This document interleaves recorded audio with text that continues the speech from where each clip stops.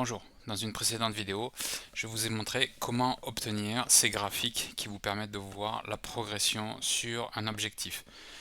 Je vais vous mettre en lien dans les commentaires la vidéo quand j'avais fait cette explication.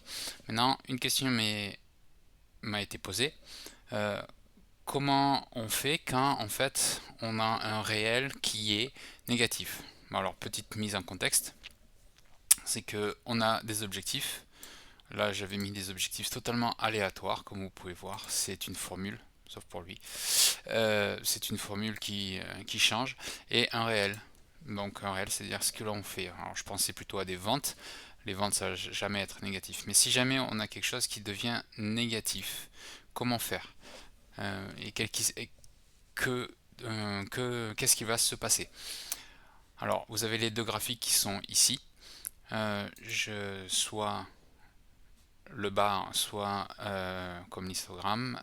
Je vais effacer celui-là pour vous donner un petit peu plus de place. Donc vous pouvez voir que j'avais fait pas mal de formules, donc je ne vais pas refaire la vidéo sur comment le faire. Mais l'avantage de ce que j'ai fait, c'est que ça marche avec un petit ajustement, même pour les nombres négatifs.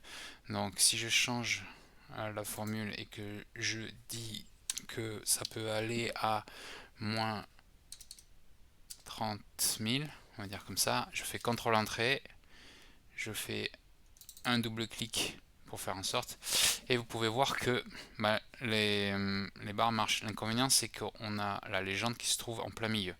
Alors c'est très simple, je clique dessus, CTRL 1 pour faire apparaître, je descends, je vais aux étiquettes, et ici, au lieu que ce soit à côté de l'axe, je mets bas.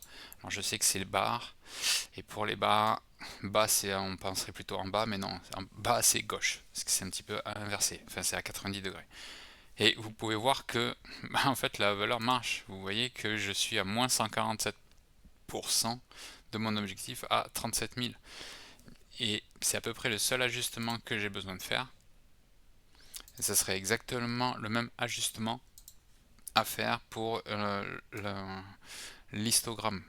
Et c'est tout, et c'est bon. Donc vous pouvez voir que l'avantage du graphique que je vous ai montré, comment le réaliser, une fois que c'est fait, et ça roule, que ce soit pour des nombres négatifs, positifs ou autres. Merci.